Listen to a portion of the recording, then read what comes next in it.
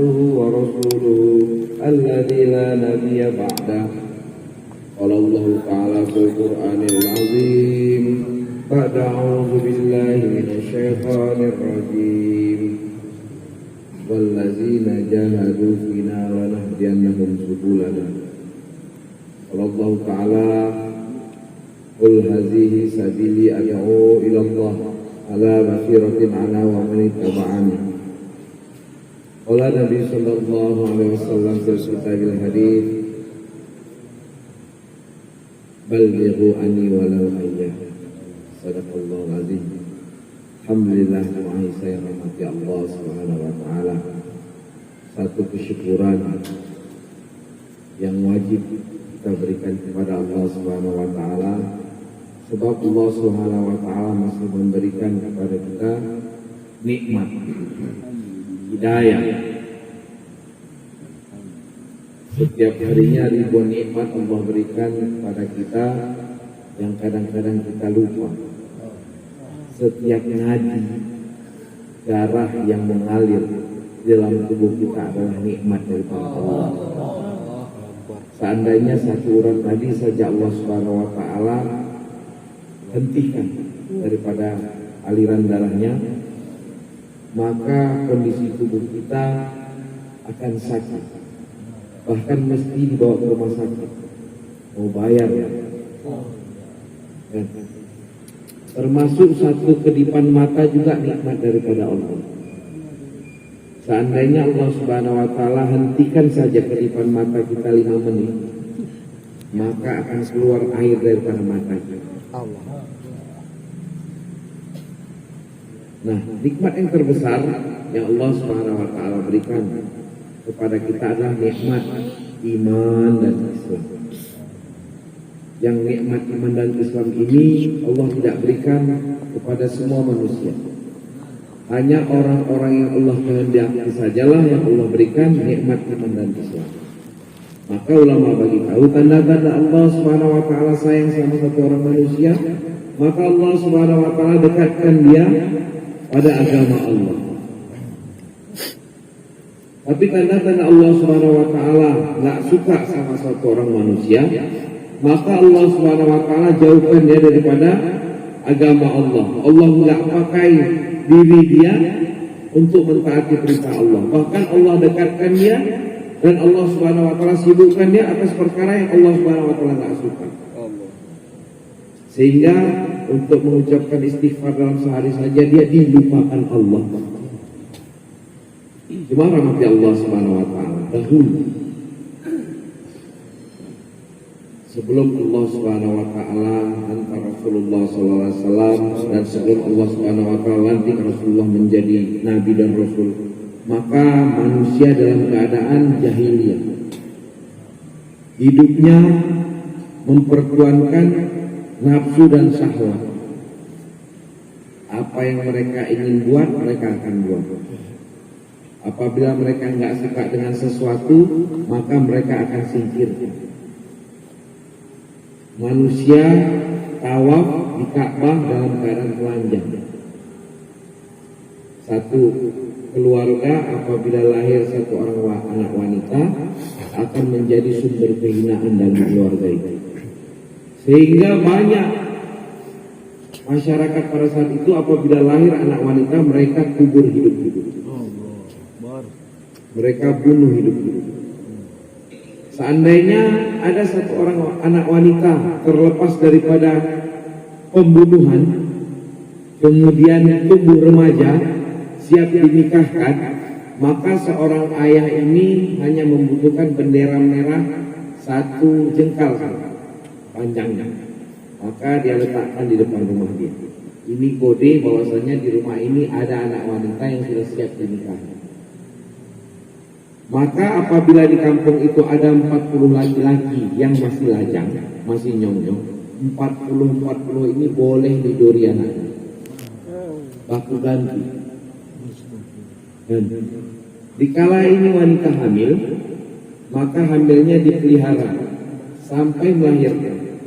Dikala melahirkan, maka anak bayi ini dicocokkan mukanya, wajahnya kepada 40 laki-laki yang diduri anaknya tadi.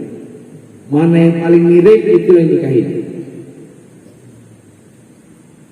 Kan? Kemudian judi mereka nggak sama seperti judi sekarang. Wanita hamil dibuat judi. Satu orang anak wanita hamil, maka lewat di depan kumpulan banyak laki-laki, maka mulai bandar buka ini meja buka. Ayo siapa yang tahu di dalam rahim wanita ini laki-laki atau perempuan? Ayo bayar. Laki-laki, perempuan, kembar atau apa? Maka ini anak wanita ini diambil, dipaksa, ditarik rambutnya, ditidurkan di atas meja, kemudian dibelah perempuan. Dilihat anaknya, laki-laki atau perempuan, kembar berapa. Setelah itu mayatnya dibiarkan saja. Itulah keadaan umat pada saat itu. Kemudian jemaah rahmati Allah Subhanahu wa taala, manusia, masyarakat pada saat itu jauh daripada iman. Padahal mereka, agama mereka adalah milad Ibrahim, agama yang dibawa oleh Nabi Ibrahim. Kalau ditanya kepada mereka siapa yang ciptakan langit dan bumi, mereka mengatakan Allah. Tetapi selain daripada Allah, ada 46 Tuhan-Tuhan lagi yang mereka sembah. Mereka letakkan keyakinan mereka tidak hanya kepada Allah, tapi ada 46 Tuhan lagi yang mereka yakini mampu memberikan manfaat dan mudarat. Tuhan api, Tuhan air, semua. Nah, Tuhan-Tuhan ini mereka buat patung. Nah, patung ini mereka letakkan di atas Ka'bah, sehingga semua Tuhan mereka anggap disitulah tempatnya. Makanya mereka dalam keadaan tawaf dengan telanjang untuk menyembah Tuhan-Tuhan. Jadi jemaah rahmati Allah Subhanahu wa taala, Rasulullah SAW, utusan Allah Subhanahu wa taala, mulai mendapatkan kerisauan. Apa yang menyebabkan umat seperti saat ini? Dan apa solusinya? Sehingga Rasulullah SAW dapat ilham untuk uzlah ke Gua Hira. Kan, Gua Hira ini Pak, satu gua yang ada lubang kecil, dari lubang ini terlihat Ka'bah. Maka dikala Rasulullah zikir, Rasulullah lihat manusia dalam keadaan tawaf telanjang setiap hari. Zikir Rasulullah sampai 40 hari 40 malam. Umat enggak berubah. Maka Allah Subhanahu wa taala utus Jibril alaihissalam untuk membawa ayat pertama. Rasulullah SAW dalam keadaan zikir, Jibril pun datang, dipeluk dari belakang. Iqra, kata Jibril alaihissalam kepada Nabi SAW. Nah, tafsir daripada ulama mengatakan, bacalah di sini, bacalah situasi dan keadaan. Umat dalam keadaan julumat. Umat dalam keadaan julumat, jauh daripada Allah, jauh daripada mentaati perintah Allah. Manusia dalam keadaan orang-oranda akhlaknya, keyakinannya, sehingga Rasulullah merasa kedinginan melihat keadaan umat, sehingga turun ayat kedua, diperintahkan Allah sampaikan kepada Rasulullah, ya ayyuhal muddathir qum fa'anzir wa rabbaka fakabbir. Wahai orang-orang yang berselimut, bangun, seru mereka kepada Tuhan Allah. Rasulullah keluar daripada Gua Hira, pulang ke rumah, jumpa dengan Siti Khadijah, kedinginan. Wahai istriku, perintah Allah sudah datang untuk ajak manusia kenal kepada Allah. Maka saat itu juga istri tercinta Siti Khadijah masuk ke dalam Islam. Ucap syahadat, asyhadu an la ilaha illallah wa asyhadu anna Muhammadar Rasulullah. Orang pertama masuk Islam. Esokan harinya Rasulullah datangi sahabat terdekat dia. Dari kecil sama-sama bermain. Siapa? Abu Bakar Siddiq. Maka Rasulullah katakan, wahai Abu Bakar, dia ceritakan, dia kalkuzari apa yang terjadi. Maka Rasulullah katakan, kau ucapkanlah la ilaha illallah Muhammadur Rasulullah. Oh, kalau itu yang kau mau, aku akan ucapkan segera. Maka Abu Bakar masuk ke dalam Islam. Setelah masuk Islam, Abu Bakar tanya, apa yang mesti kubuat? Kau lihat aja apa yang kubuat, kau ikut gua. Maka Rasulullah datangi Pak, orang-orang terdekat, kerabat-kerabat Pak. Maka Abu Bakar pun ikut. Dalam jangka waktu yang singkat 10 orang masuk ke dalam Islam. Sehingga 10-10 ini Allah jamin surga mereka masuk surga tanpa hisab.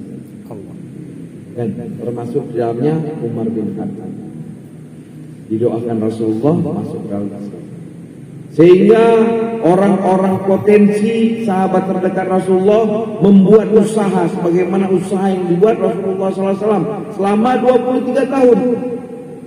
124.000 sahabat Rasulullah SAW yang punya potensi terwujud. 124.000 ini berlainan suku, berlainan karakter, tapi bisa satu. 124.000 ini punya karakter yang berbeda. Kenapa bisa satu? Ajib. Maka Allah SWT bimbing melalui Jibril alaihissalam. Semua sahabat tinggalkan kemauan pribadi mereka, kemauan diri. Mereka datangin kemauan Allah dan Rasulullah. Sehingga kemauan Allah dan Rasulullah lah yang wujud. Inilah makna ketaatan. Hari ini kalau kita berusaha dakwah ini maunya kita, nggak akan bisa satu. Tapi ikut saja maunya Allah dan Rasulullah, aman. Sudah dibuktikan oleh Rasulullah SAW. Sehingga Allah katakan kurun terbaik adalah kurunnya sahabat, zaman terbaik adalah zamannya sahabat. Sehingga 124.000 sahabat ini menguasai dunia. 2/3 dunia dikuasai. Bukan pakai perang Pak semuanya, tapi dengan dakwah. Romawi, Parsi, Spanyol tunduk di bawah kaki Islam tanpa perang. Tanpa perang, tapi dengan dakwah. Dengan dakwah, diutus Nabi rombongan-rombongan untuk dakwah. Sehingga 23 tahun Islam jaya. Sepeninggalnya Rasulullah, zaman Khalifah Umar, Islam tertegak di permukaan bumi. Kunci Baitul Maqdis dikembalikan oleh orang Islam tanpa perang. Sahabat dalam keadaan juhud-juhud semua. Dahulu mereka ini siapa? Orang-orang kaya, ahli-ahli dunia. Abu Bakar dihabiskan hartanya, 10 pintu tokonya dihabiskan untuk agama. Umar bin Khattab setengah hartanya dihabiskan untuk agama. Mulai dari orang miskin sampai orang kaya paham bagaimana cara buat pengorbanan dalam agama. Satu orang sahabat kakinya pincang, matanya buta, tangannya cacat. Pengen ikut perang Badar. Maka dia kerja Pak 1 minggu di perkebunan kurma orang kafir. Digaji 4 kurma. 2 kurma dia tinggalkan di rumah, 2 kurma dia bawa untuk ikut perang Badar. Maka Rasulullah SAW terima daripada pengorbanan sahabat yang cacat. Sehingga Rasulullah katakan sebab 2 kurma inilah seluruh harta kalian diterima Allah SWT. Termasuk hartanya Abu Bakar dan Umar. Dan maknanya di sini yang Allah lihat bukan nominal jumlahnya, tapi pengorbanannya. Korban susah payah Pak terjadi perkebunan orang kafir. Walaupun hanya 2 butir kurma yang dia korbankan untuk agama Allah, Allah pandang. Allah pandang. Sehingga tertegak hukum Islam Pak. Mulai dari anak kecil, orang miskin, orang kaya buat amal sama-sama. Faham tentang kemuliaan agama. Sehingga sahabat kalau nggak dapat takasa agama mereka merasa kecewa. Kenapa aku nggak dapat takasa? Dan mereka merasa bangga kalau dapat takasa daripada Rasulullah SAW. Mereka susah kalau kelamaan di rumah. Mereka susah kalau kelamaan di makomi. Kenapa nggak berangkat-berangkat? Kenapa nggak sambut takasa? Dan anak-anak sahabat bangga ayah mereka mati kalau dakwahkan agama, mati di medan perang. Dan mereka malu kalau ayah mereka mati di atas tempat tidur. Faham sahabat-sahabat. Sehingga hukum Islam tertegak di permukaan bumi. Jauh daripada kemaksiatan, jauh daripada kemungkaran. Seketika di zaman Khalifah Umar. Khalifah Umar kalau dia mau tidur Pak, dia keliling dulu Pak, jauhlah dulu ke rumah orang kampung. Kalau udah mati lampu sentir semua, baru beliau istirahat. Maka seketika itu dia lihat satu rumah yang masih hidup lampunya. Dia ini ternyata rumah pedagang susu unta. Dia lihat satu orang anak gadis sedang ngisi susu unta ke dalam botol bersama ibunya. Maka botol yang terakhir susunya kurang. Maka ibunya bilang, "Nak, kita campur saja dengan air susu ini biar tenang." Maka ini anak katakan, "Jangan ini. Nanti Khalifah Umar tahu." Allah. Mana mungkin Khalifah Umar tahu? Memang betul Khalifah Umar tak tahu, tapi Allah tahu. Sehingga seorang ibu ini nggak jadi buat mungkar. Satu orang anak menyelamatkan ibunya daripada perbuatan mungkar. Khalifah Umar lihat dan mendengar. Keesokan harinya Khalifah Umar datang ke rumah ibu tersebut, dia nikahkan dengan anaknya.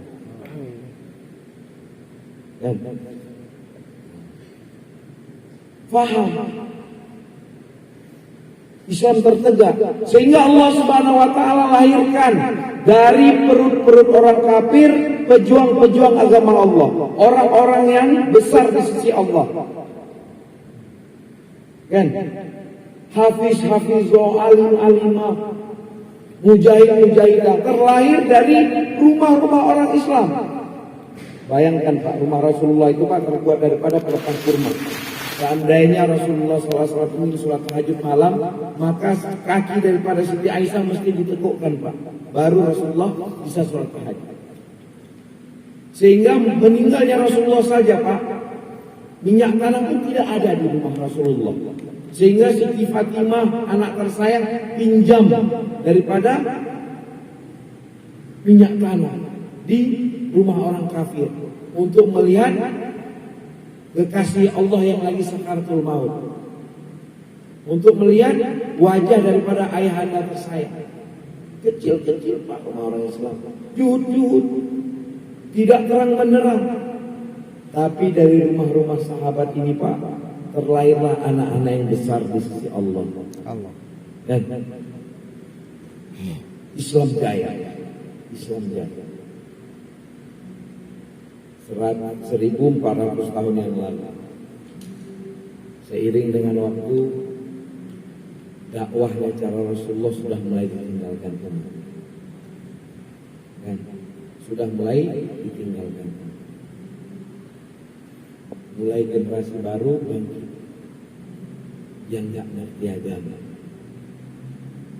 Islamnya Islam KTP, K keturunan, P tanpa P pengorbanan. Islam keturunan tanpa pengorbanan.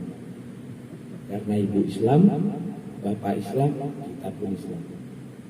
Kalau kedua orang tua kita bukan Islam, Allah alam belum tentu kita Islam sekarang ini. Allah. Sahabat dulu untuk meyakini Allah buat pengorbanan. Hari ini kita nggak buat pengorbanan, tiba-tiba yakin sama Allah. Apakah yakin yang dimaksudkan Allah? Bukan. Di hadis qudsi Allah katakan, ya ayyuhalladzina aminu kama amanan nas. Wahai orang-orang beriman, berimanlah engkau sebagaimana orang-orang terdahulu beriman. Orang-orang terdahulu ditafsirkan oleh ulama adalah sahabat-sahabat. Mereka untuk mendapatkan keyakinan kepada Allah Subhanahu wa taala, korban habis-habisan, harta diri bahkan nyawa mereka. Sehingga Allah wujudkan keyakinan dalam diri mereka, dalam hati mereka, dalam kehidupan mereka. Mereka paham bagaimana menyelesaikan masalah hanya dengan amal. Amal mereka menarik nusratullah, sebab amal mereka dilandasi dengan pengorbanan. Hari ini jutaan manusia doa,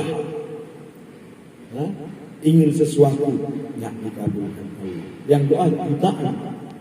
Dahulu sahabat satu orang saja Pak, dengan sholat 2 rakaat unta bisa keluar dari batu.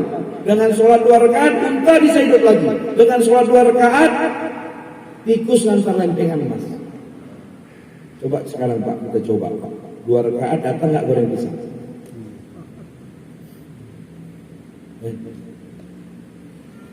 Sholat 2 rakaat kita nyamuk hidup jadi mati. Gigit nyamuk mati nyamuk. Ini sholat kita sekarang ini.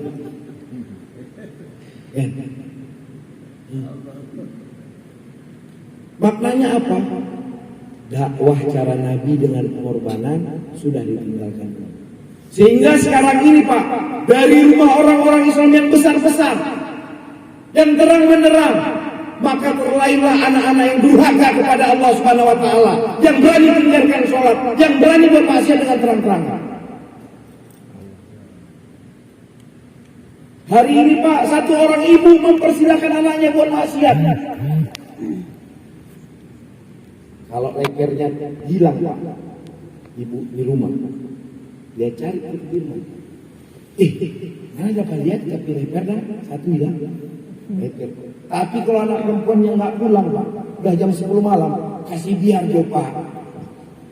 Ya nggak apa-apa, dia lagi kumpul-kumpul Pak, itu yang di kamar-kamar.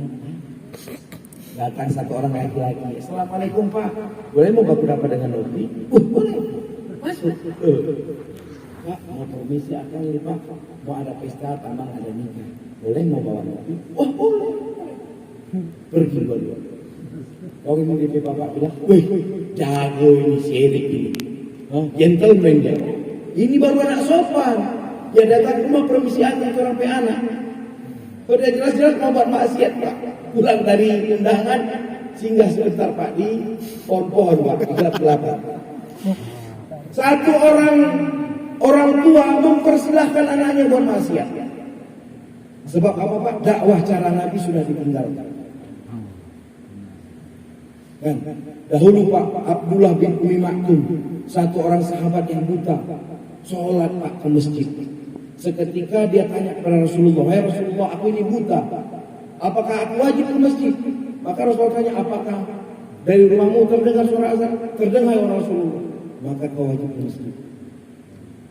Satu orang buta, matanya buta, tapi bisa ke masjid. Hari ini Pak, banyak saudara-saudara kita di sana Pak, bukan matanya yang buta, tapi mata hatinya yang buta daripada kebesaran Allah, sehingga nggak bisa datang ke masjid. Siapa mereka? Anak kita, birman kita, kakak ipar kita, adik kita, bapak mantu kita. Kan? Hari ini kita kena pikir. Sebab dakwah cara Nabi ini ditinggalkan umat, sehingga manusia sekarang dalam keadaan julumat kuadrat. Kalau dulu Pak, anak perempuan lahir Pak, baru dibunuh, dikubur hidup-hidup. Sekarang belum lahir sudah dibunuh. Mau laki-laki, perempuan dalam perut dibunuh, diaborsi. Siapa mereka? Perempuan-perempuan Islam, laki-laki Islam. Kalau dahulu perempuan ketahuan zina didera Pak, dihukum. Sekarang ketahuan zina dipestakan. Ada pula tuh orang yang beragama yang menikahkan dia. Padahal kata Nabi di kitab juga nggak boleh orang hamil dinikahkan. Hari ini dinikahkan, disingkirkan hukum-hukum Islam demi rasa malu sama manusia. Gak usah malu Pak sama manusia Pak. malu sama Allah. Dalam kubur nggak ada yang selamatkan kita. Kan? Nah hari ini kira-kira Pak sudah cukup Pak dengan amal kita yang ada sekarang ini. Sahabat dahulu Pak, mereka tinggalkan Pak kebahagiaan sama istri dan mereka demi agama. Mereka juga manusia, mereka juga berkeinginan bahagia dengan anak istri mereka. Tapi mereka tinggalkan, mereka paham, istri mereka paham, berangkat kau Pak. Anak mereka paham, berangkat di. Suami pun paham, ku tinggalkan kau dek, ku tinggalkan kau, aku berjuang jalan Allah. Nanti kita ketemu di surga. Hari ini Pak, kasih sayang kita berikan kepada keluarga kita, kasih sayang yang salah. Kasih sayang yang salah, bukan ditungguin hari-hari di rumah. Ya kan? Sama-sama ketemu juga nanti di akhirat, tapi di nerakanya Allah Subhanahu wa taala. Kan? Nah, kenapa hari ini diberikan kembali Pak usaha agama yang sebagaimana dibuat Nabi dahulu? Karena ini tanggung jawab kita. Haji Wada, Rasulullah sudah mau dekat-dekat wafat, dia kumpulkan seluruh sahabat. Maka ayat terakhir turun bahwasanya Islam ini sudah disempurnakan Allah sebagai agama kita. Maka Rasulullah katakan, berangkatlah kalian kemana unta kalian berjalan, sampaikan ini agama ke pelosok-pelosok bumi. Sehingga sahabat 124.000 sahabat yang meninggal antara Mekah dan Madinah hanya 10.000 saja Pak. Selebihnya mati seluruh dunia. Dan nah hari ini Pak, kalau kita nggak buat kerja yang sama Pak, yakinlah Pak, keyakinan, jangankan keyakinan ahli keluarga kita, keyakinan kita saja jauh daripada keyakinan kepada Allah Subhanahu wa taala. Kalau hari ini ditanya, siapa yang ciptakan langit dan bumi? Semua orang Islam mengatakan Allah. Giliran ditanya, kalau nggak kerja kau dapat rezeki? Nggak dapat. Padahal nggak ada kaitan kerja sama rezeki, Pak. Tak nyambung. Rezeki yang datang kepada kita ini sebagaimana maut datang kepada kita. Kan? Jadi hari ini kenapa Pak? Banyak ahbab yang nggak bisa keluar. Karena nafsunya lebih besar daripada imannya.